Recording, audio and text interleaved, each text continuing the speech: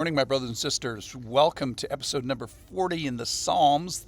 This is the Psalms of My Friends, a series of various Psalms. We're in Psalm 25. Today's title is How to Avoid Trusting a Jerk. So there's this wonderful book that's often recommended out of this house, How to Avoid Marrying a Jerk by John Van Epp. And the idea is that you should use the dating period to get a current and past track record of a person, and don't discount the red flags you see and turn them into just pink puffs as if they were nothing, so as to reliably predict the future of a life with that particular person. So ferret out in the dating period whether they're a jerk or not, and whether their character is worthy enough to marry. So I'm going to steal that idea spiritually. And today's going to be about how to avoid trusting a jerk, and ultimately how to avoid worshiping a jerk. So let's go to Psalm 25, where we're going to get our principles today. We're going to start in just verse 1, and we're going to see a marrying of the idea of trusting God and waiting for God. They're going to be relatively synonymous by the time we finish. And then we're going to ask the big questions: why should I trust God? All right, verse number 1. To you, O Lord, I lift up my soul. O my God, in you I trust. So the psalm asks, why should I be trusting God? Let me not be put to shame. Let not my enemies exult over me. Indeed, none who wait for you shall be put to shame. There's kind of that equating we were talking about of trusting and waiting. They shall be ashamed who are wantonly treacherous. Verse 4.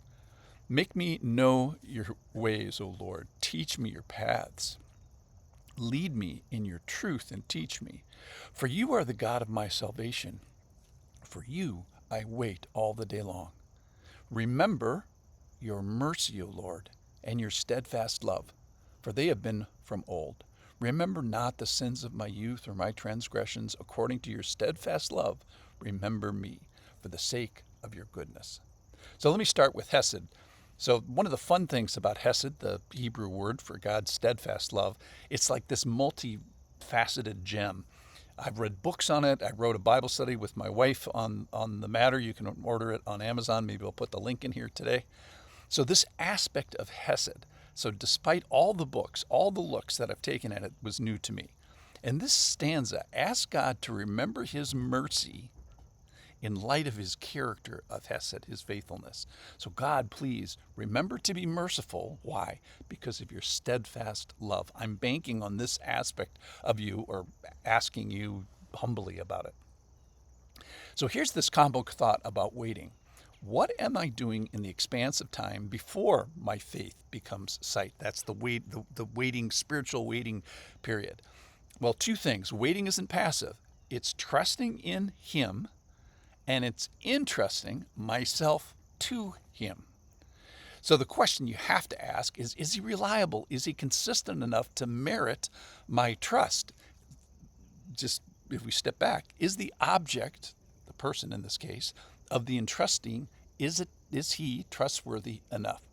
So let's ask of God, has he earned this trust? Has he demonstrated by the past and current faithfulness enough to warrant the placement of my trust going forward into the future? So what is it that summarizes this track record of the past and current is Hesed. It's this steady character of God. So why should I trust God in the future? Well, because of the well-documented past with him. Why should I entrust myself to him as we go forward? Well, because of his proven track record with humanity and with you. So in a sense, it's not a blind faith. It is from a very recognizable and documented track record. So you should go forward with God because of what is already past. Write that down. So we wait, relying on his past Hesed, his current Hesed, and in a sense for his future Hesed. This waiting is not void and empty and passive. It's active, it's engaged, it's assessing, it's dynamic. So this trust is bound up with him. It's a very active thing. And when he comes through, we should act like we expected it in the first place. So today, in this psalm, and what the psalmist is doing, David, you cannot separate today the waiting and the trusting while you are waiting. For the trusting is what I'm doing primarily while I am waiting.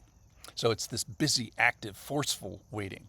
So while I am waiting, I am trusting who God is and who he has demonstrated himself to be in the past. So he verifies that he's trustworthy of the entrusting of myself to him because of what he's done in the past. And this is exactly what we do when we refresh ourselves and remind ourselves of his hesed from the past and present. So then we find that, yes, indeed, he is worthy of the entrusting of myself to him. So this is exactly what he's asking us today. So then we find that, yes, indeed, he is worthy of my trust now, and as I wait for him to come through in the future. So hesed is this intentful study of God's past actions. Why? Why do we do it? Well, so that we can commit ourselves to avoid trusting in a jerk. So we're using all this past data to confirm for us as yes, the Lord is reliable, and so I can trust him. So that's how you avoid trusting in a jerk. And then ultimately for us, this is how exactly we avoid worshiping a jerk. So join me today, Psalm 25, look it up, read it, see the relationship between the Lord's trustworthiness and how that's what we're engaging in refreshing our memories of it as we wait for the Lord. Thanks for listening. See you tomorrow. Come back.